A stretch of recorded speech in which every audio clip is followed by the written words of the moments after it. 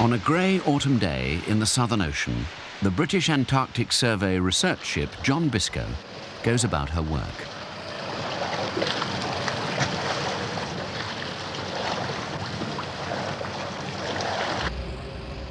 They're trawling for krill, the swarms of shrimp-like creatures which form the base of the Antarctic food chain. Millions of macaroni penguins eat krill. The research aims to find out how much krill there is, where it is, and how it is shared out along the food chain.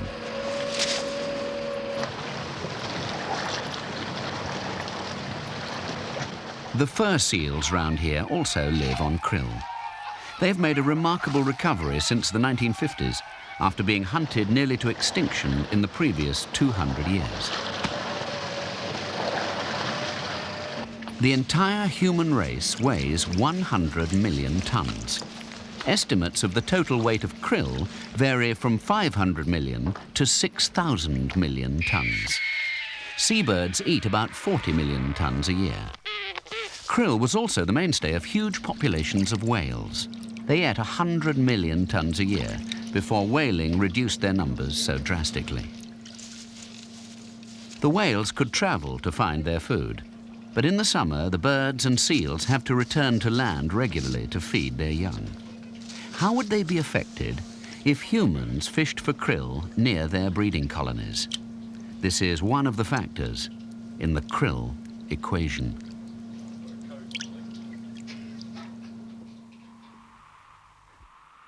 The most sensitive strand in the food web of the Southern Ocean is the one which links krill and its predators, especially while they're tied to land by the demands of the breeding season.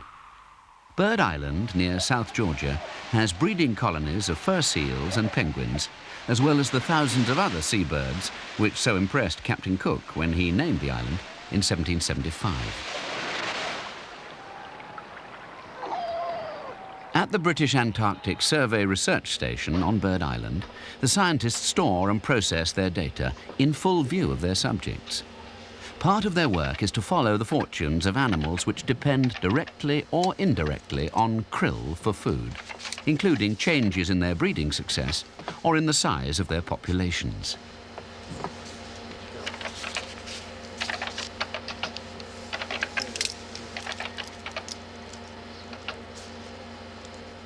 Fur seals are a main success story at Bird Island. The last commercial catch there was 100 seals in 1907. The population was then thought to be extinct. In 1930, 30 survivors were found on nearby Willis Island. Now, the South Georgia population is over 1 million, of which about 100,000 breed on Bird Island. Round the base, they're the scientists' constant companions during the pupping season.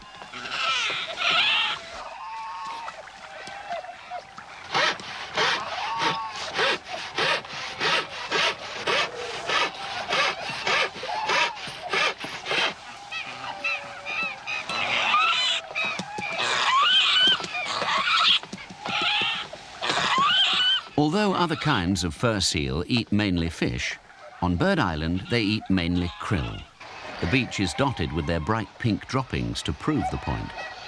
The big increase in the population started in the late 50s, which was when the krill-eating baleen whales were at their lowest ebb. The success of the seals since then may well reflect the increased availability of krill. Whatever the reason, the population took off like a rocket.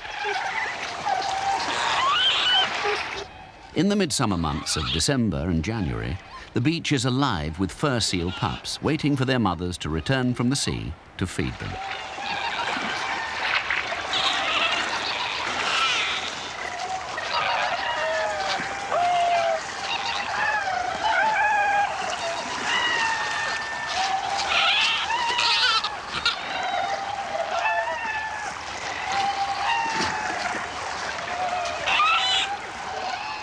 In the scuffling confusion, it may take a few minutes for them to get together.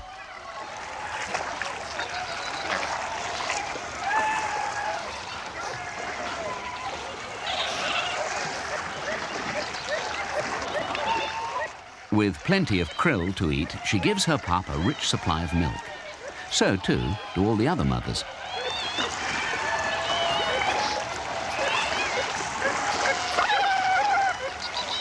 On the beach, in front of the base hut, 4,000 females produce about 3,000 pups every year.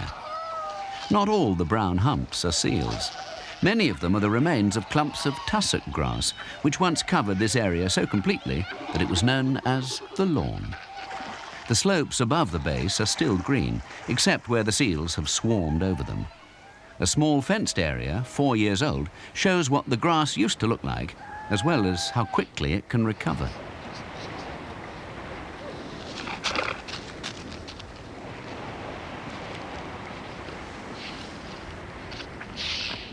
Work on the fur seals involves monitoring the health and success of the young and tagging them to follow their future life stories.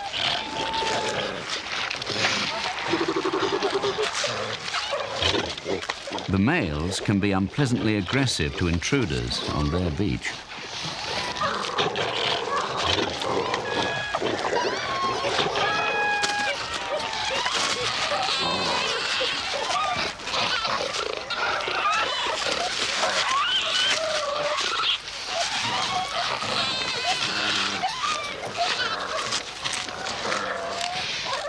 After they're tagged, the pups are marked with non-toxic paint to save catching them again this year.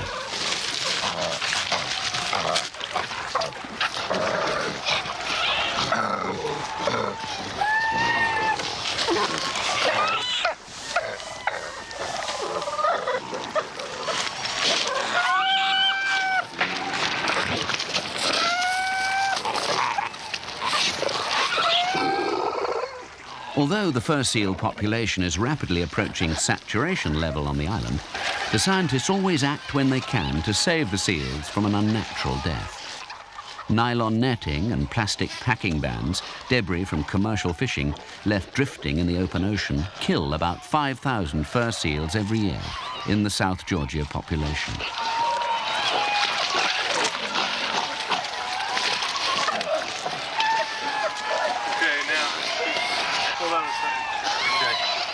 Even here, 1,000 miles from the main shipping lanes, the jetsam of humanity threatens the life of wild animals. Right, she's fine.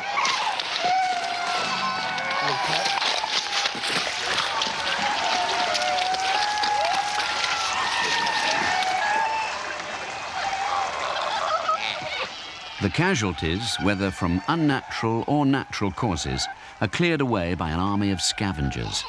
Skuas, sheathbills and giant petrels are indirect beneficiaries of the population boom which the krill supports.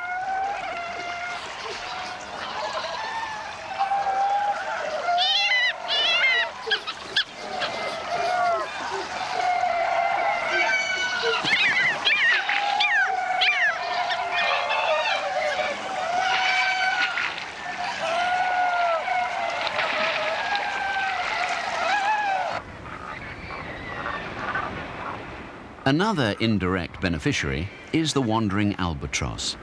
It feeds on squid, but squid eat krill. So since the whales died, there's been more food for them, and thus more squid for the albatrosses to eat. Bird Island is used as a land base by nearly 4,000 wanderers, about 1/10 of the world population. As soon as they fledge, albatrosses go to sea. The young birds don't return to the island until they're 3 or 4 years old. 2 years later, when they've established a display area of their own, the males begin to entertain females, displaying sometimes to 2 or 3 at a time.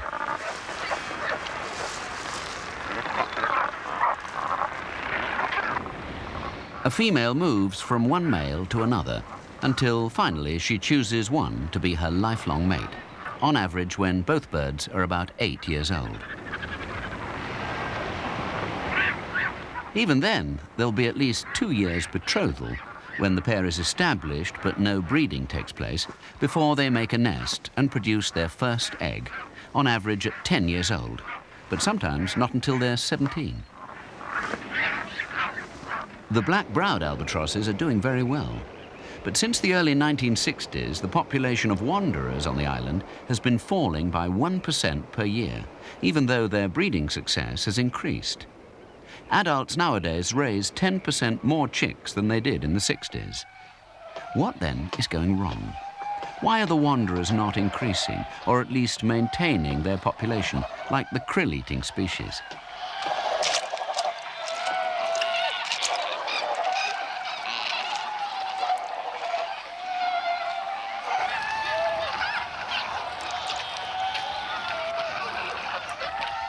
The researchers must make their way to the breeding colony through a gauntlet of fur seals, which have overrun this part of the island since their great revival.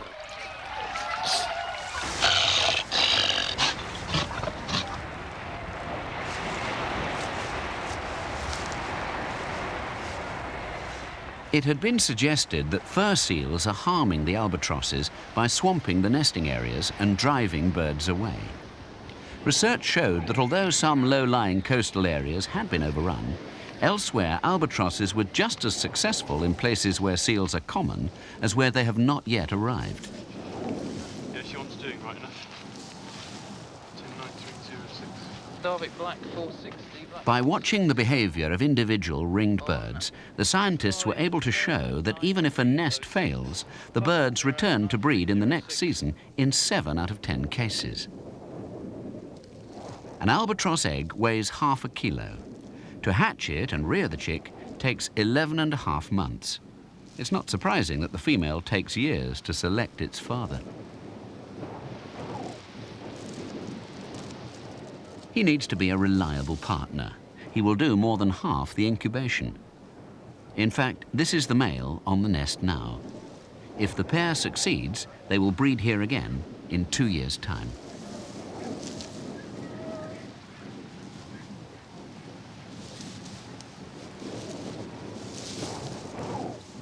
After nearly 30 years of studying the albatrosses, the team has concluded that for a steady population, 96% of adults must survive each year, and 36% of the chicks must eventually return to breed. In the 70s and 80s, these figures were 94 and 30. The reason for the decline lay not in the food-rich waters round South Georgia, but further afield. 8946. Okay. Could you lift him up a bit? A young male's plumage grows whiter year by year, but his chances of reaching full adulthood are less than they were. Since 1975, the number of ringed birds killed because of commercial fishing has doubled. 3/4 of the casualties have been caught on the hooks set to catch tuna in the ocean to the north. Tuna fishing off Australia kills just as many albatrosses. Even more than the fur seals, the albatrosses are suffering from commercial fishing. On the nesting ground, they can look after themselves.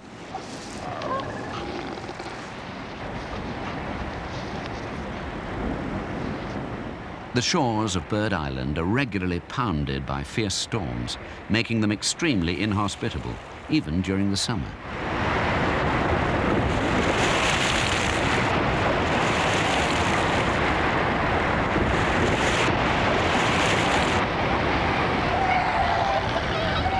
The autumn gales, bearing sleet and snow, can make Bird Island a most uncomfortable place to live, even for fur seals and giant petrels.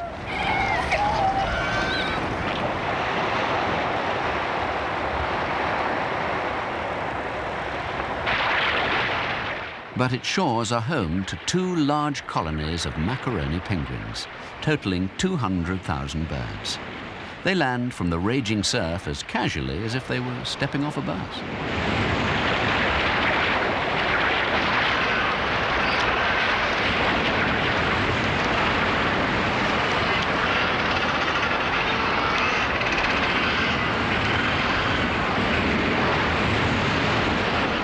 Each penguin has a crop full of krill to feed to its chick. 200,000 macaroni penguins remove from the sea about 200 tons of krill a day. To put that in perspective, it would take 15 trawlers to collect it and deliver it as food on shore.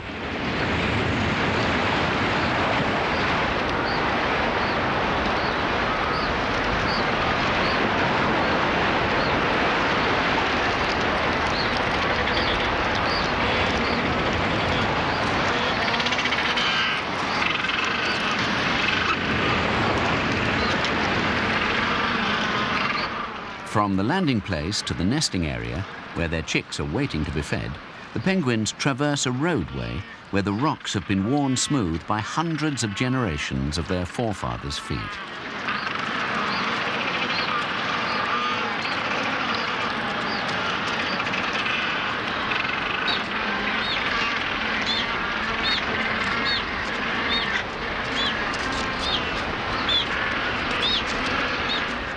The population of macaroni penguins has remained steady throughout the 80s.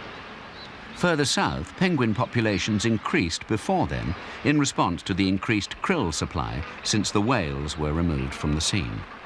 The Bird Island macaronis probably did the same. The growing youngsters stand around in creches for warmth and shelter from the wind, waiting for their share of the huge harvest of krill.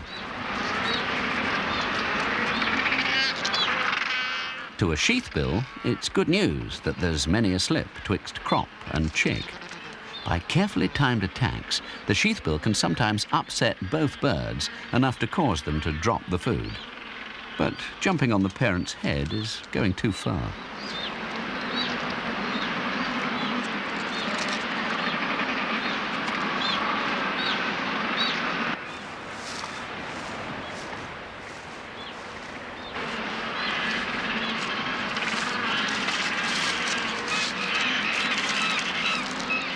Each meal a chick takes from its parent adds half a kilogram to its weight.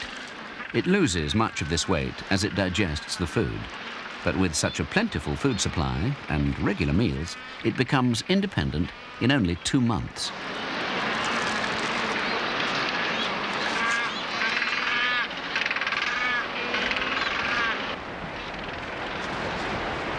To find out how they exploit the krill supply, some of the penguins are fitted with time and depth recorders to measure how long and how deep they have to dive to collect the food for their chicks.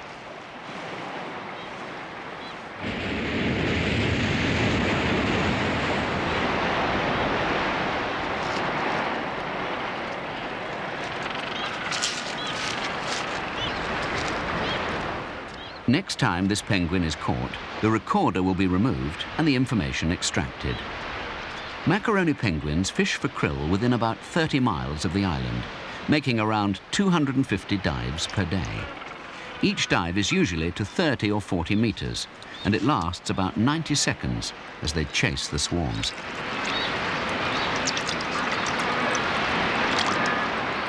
Samples from the stomachs of birds returning from fishing show that where possible they select the biggest krill from the swarms, presumably because it takes fewer of them to make a meal.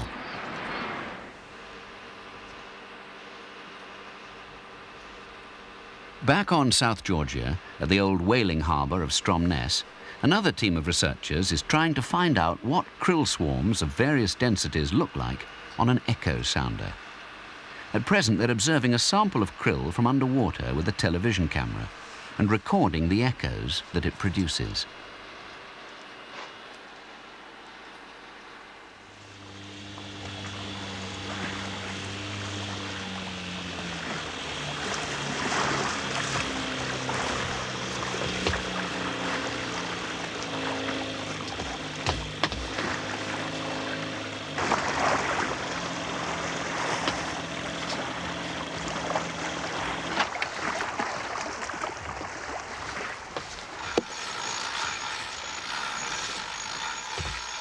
Their subjects are some of the krill trawled up by the John Biscoe, held captive in an elaborate setup which enables the researchers to see what the animals are doing, while at the same time finding out what they look like on a sonar display. The advantage of working with echo sounders from research ships is that they can cover a large area in a short time. Furthermore, they can tell very accurately how deep the krill swarms are. This research is to find out the relationship between the strength of the echoes and the number of animals in the swarm. It's not a simple matter. The angle of the individual animals, how crowded they are, and their size all complicate the signal. That's why the cameras are necessary to watch what the krill are doing. Eventually, these experiments will enable scientists to tell where the krill is, how much there is, and how deep it lies in the water. This can be very important to krill-dependent animals. Remember, penguins can't reach it if it's more than 40 meters down. Hence the importance of these experiments. The birds and the fur seals which commute from Bird Island to fetch food for their young need a reliable supply of krill within about 30 miles of the island. This is the area where commercial fishing for krill could have an adverse effect. There might not be enough krill within that area to supply much more than the penguins' 15 trawlers worth. The present commercial krill fishery takes about 500,000 tonnes a year, but that's small in comparison with the vast annual productivity of krill. However, if all this catch were taken from near a breeding colony like Bird Island, there would be a problem. The trouble is that no one knows how much krill drifts by Bird Island at various times of year. The researchers need to find a way of interpreting the echoes they measure during surveys at sea. These experiments measure the way sound behaves as it bounces off krill. It may sound like something dreamed up by Lewis Carroll's White Night, but it could be vitally important to the whole Antarctic food web. Some of the sound will pass through the krill, and some will be reflected. This experiment measures in detail how that happens. Together with the experiment in the cage, the results will enable the researchers to make sense of what their echo sounders are detecting in the sea.